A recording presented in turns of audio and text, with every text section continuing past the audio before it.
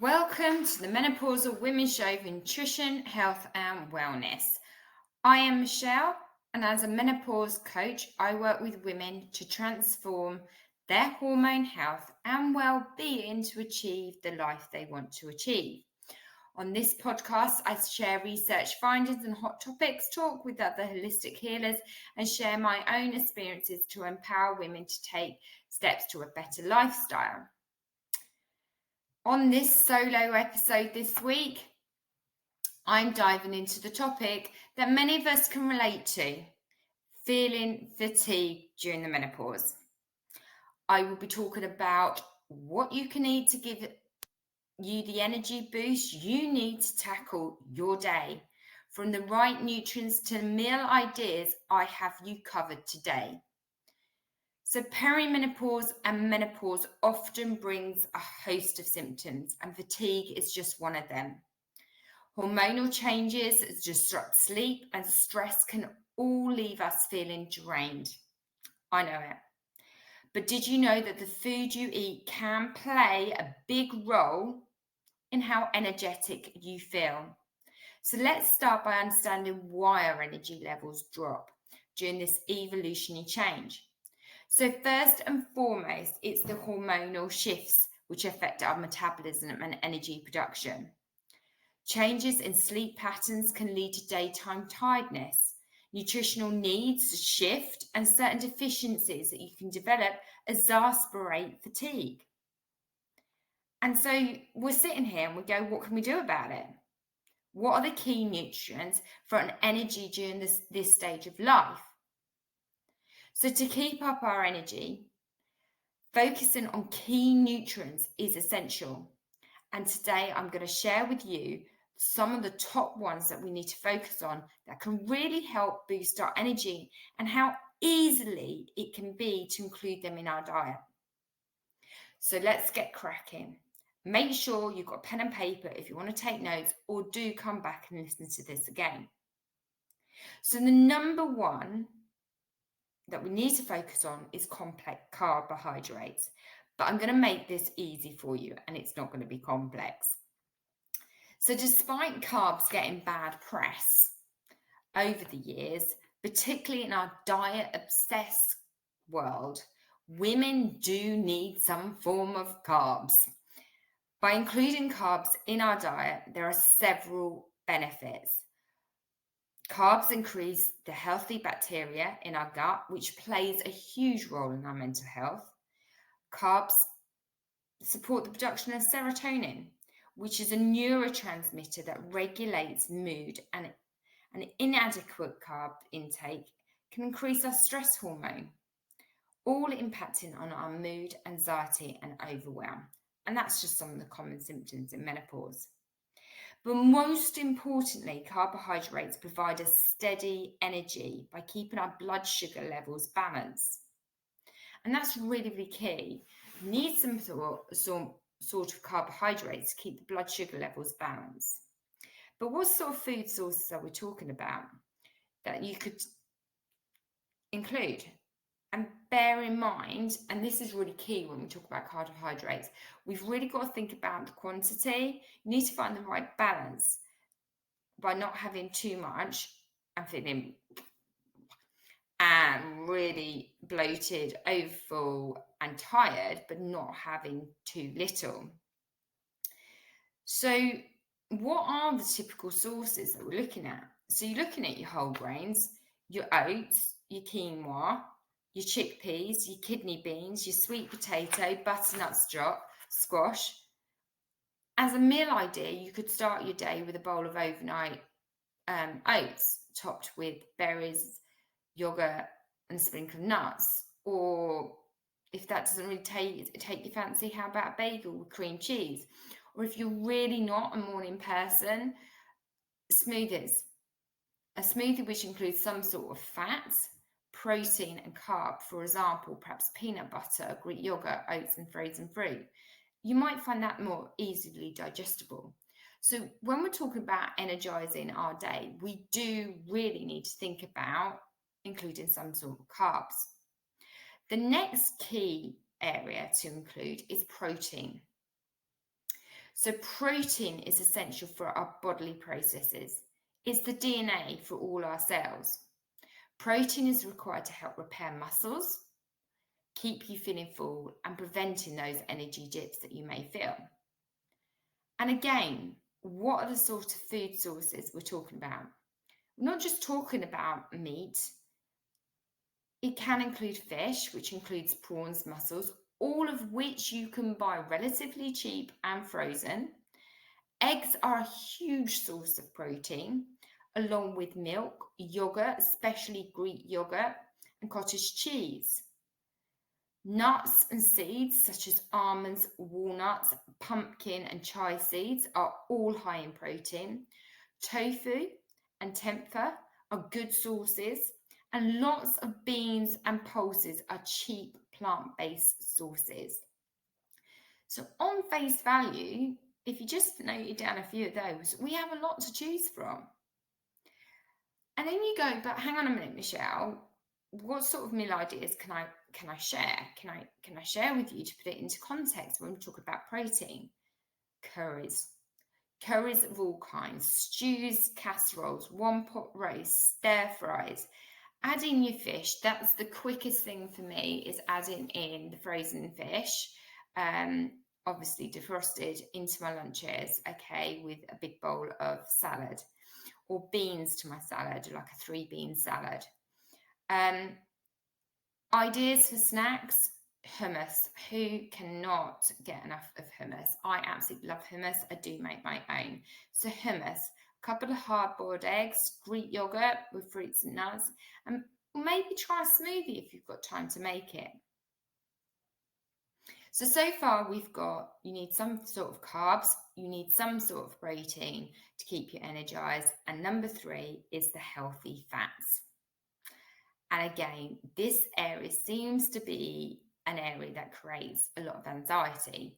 I know it does with me, but what fats are the right ones that we should be focusing on?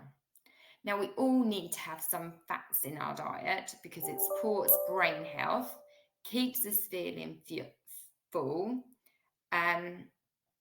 It also provides us with sustained energy.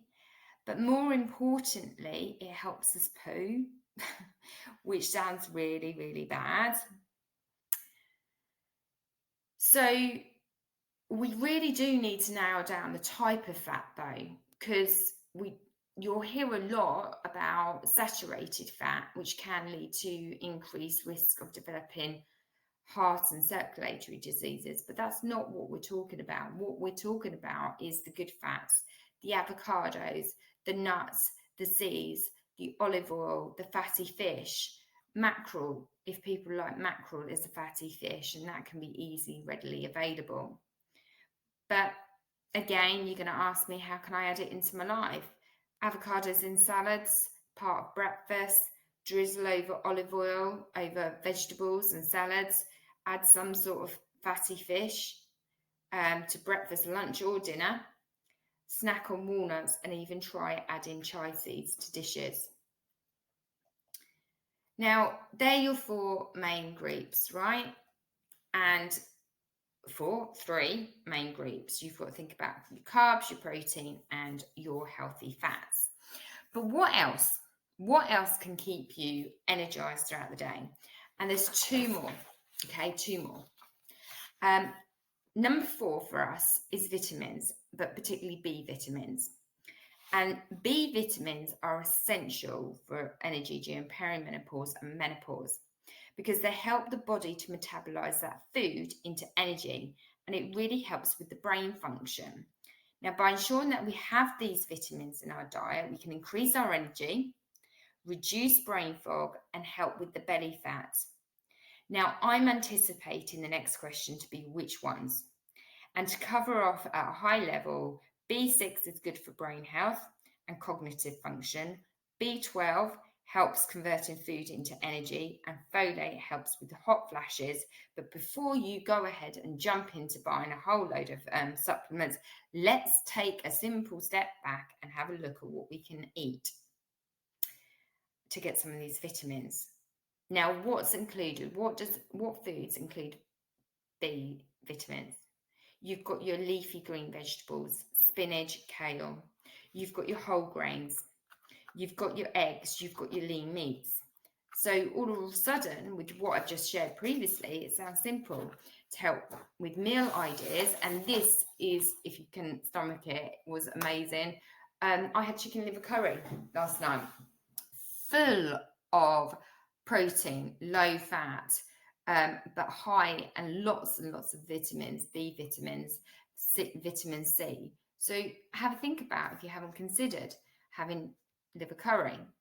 Look at having omelettes, green smoothies, or simply adding in some milk, milk and some grains. Now, the way I overcome this is that I have a green smoothie. So, as you all know, I get up, my exercise in the morning, so I have my hot lemon and honey, and then I go and do some form of exercise.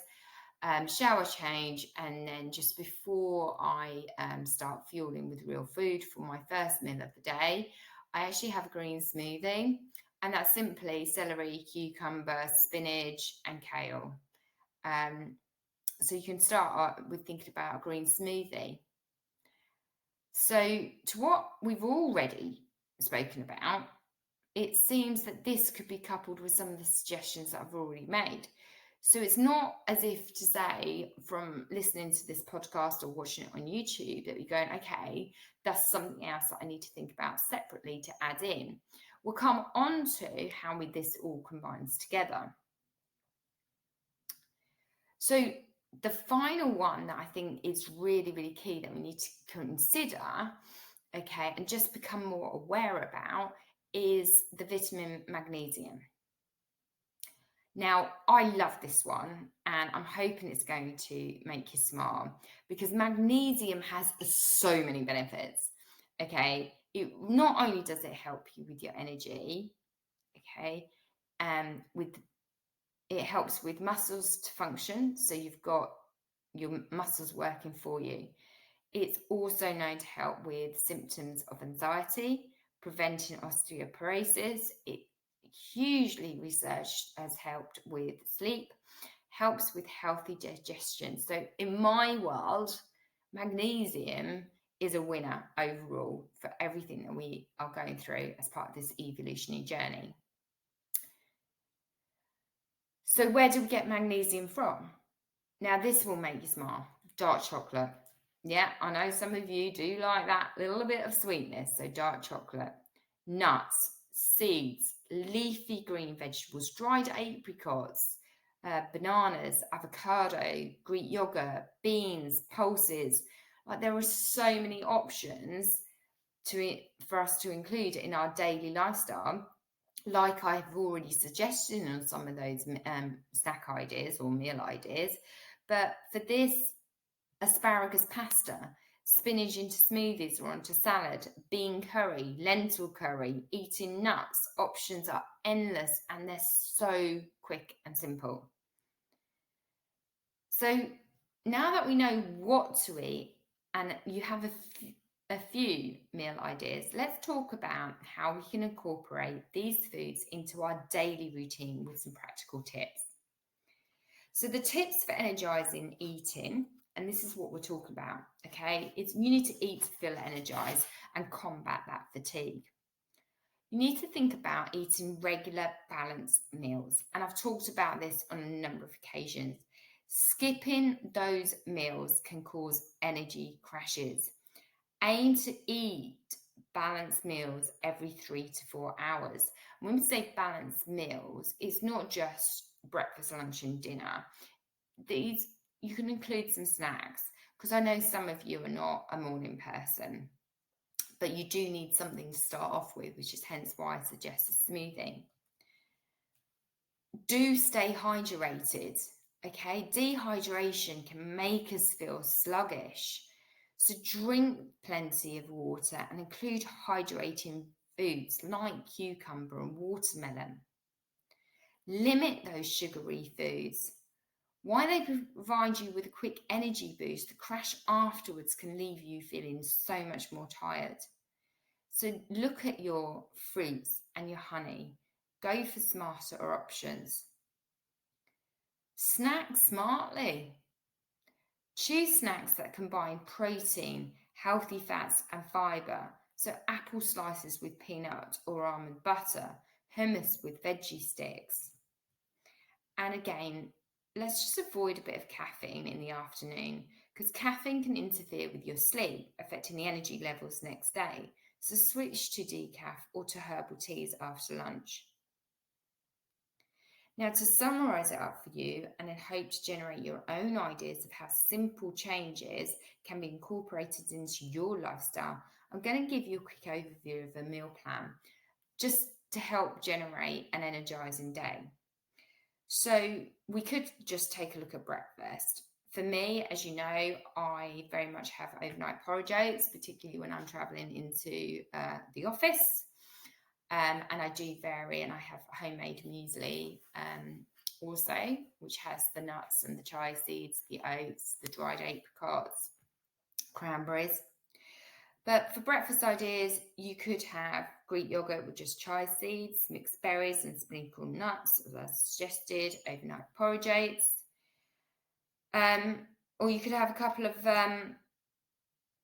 scrambled eggs on toast or poached eggs on toast with avocado, smoked salmon bagel.